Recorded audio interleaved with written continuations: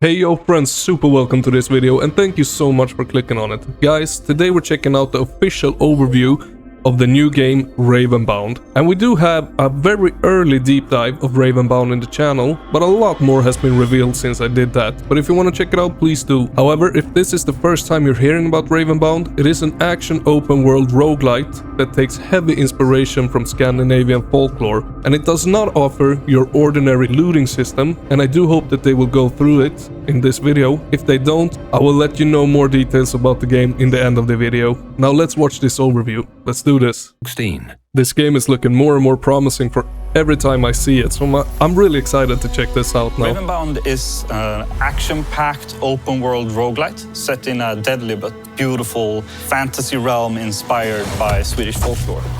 It's being developed by a small and dedicated team here in Stockholm. His dialect. When making an open-world roguelite, it's like taking Does a it sound traditional familiar? roguelite, but you tear down the walls of the traditional rooms of the dungeon crawl, and instead exposing the options and choices to players. A staple of Ravenbound and the roguelite genre is permadeath, so we've based a lot of our design around that. We have implemented a card system. It's used to create synergies in your run and to make builds that cater to your playstyle. But as And that's basically the looting system. And its power will grow, so you will always start off the next run slightly better off than the one before. So that was the looting system that I was talking about. It has some kind of card system that you can get by opening chests, killing certain enemies, and as you grow stronger. And the cards will offer you stronger armor, magic weapons, etc, etc. So I think that's really cool. They removed the traditional looting system and added this instead, it's a nice touch. My name is Brooke, and I'm the lead combat designer on Ravenbound. The combat in Ravenbound is a fast-paced hack-and-slash melee roguelite. Something we put a lot of work into is making a very reactive enemy AI. They are going to come at you and attack you relentlessly. For example, the warden fights. Those turn into a dance where the AI is forcing you to move around, and you have to use your entire arsenal of dodge and guard to be able to defeat them. In contrast, the Tuftir attacks in hordes. When fighting them, it's all about managing their chaos with knockbacks, using dodge to spread them out, or use the perfect timing of the guard to knock them down all at once. Then we have...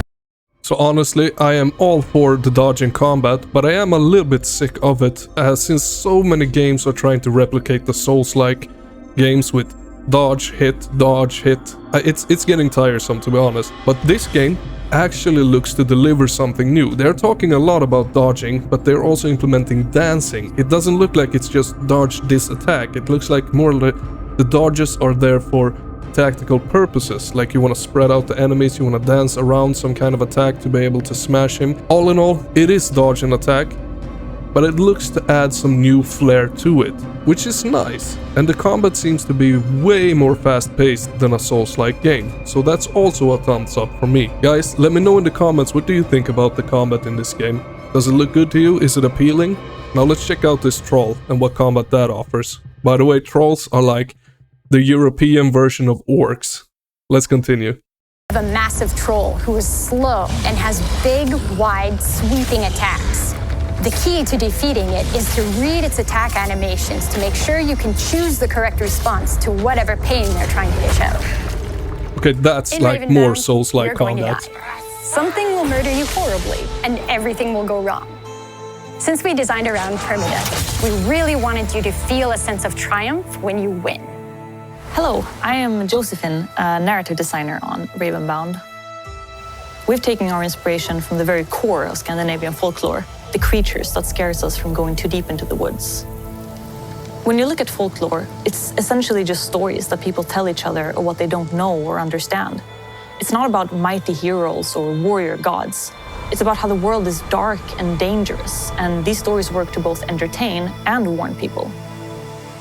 We wanted to bring that feeling into our fantasy world and make it about the people and their experiences and the dangers of straying from the path. So guys, honestly, I'm sorry for pausing the video like this, but I just have to say this. I love how more and more games are implementing Scandinavian folklore. Since I am Scandinavian, it touches the heart every time I see a game like this. But recently I played an indie game based out of Scandinavian folklore, and straight after that I played this Little Nightmares type of game, Bremble the Mountain King, based out of Scandinavian folklore. now we're watching this, based out of Scandinavian folklore, so it's pretty cool. I love it, I love it. Let me know what you think in the comments. Let's continue, sorry guys. The world of Avalt is a world of two ages existing side by side, the old and the new. In times of old, the gods were always present, the heroes were mighty, and the craftsmen made amazing things. But all of that has been lost. The new world is more grounded. It's a world of struggle and survival. The monsters have been twisted and have reclaimed the wilds and are an ever-present danger to its people. Through the blessings of the Raven, you get access to a history that has been lost to the people of Avalt. You, the vessel, get the full picture of what the world was and what happened to its inhabitants. We are really excited to talk about Ravenbound with you. You can find us on Discord or any other social media. Come talk to us.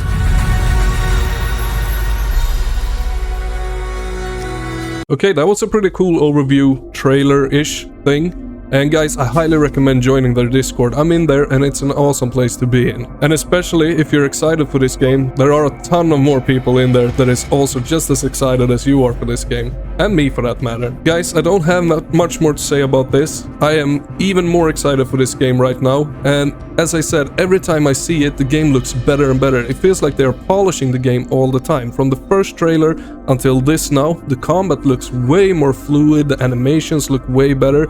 So I don't know if they are still improving the game in those aspects, but to me it looks better, which is really nice. Guys, until the next update on this game, don't miss these awesome videos.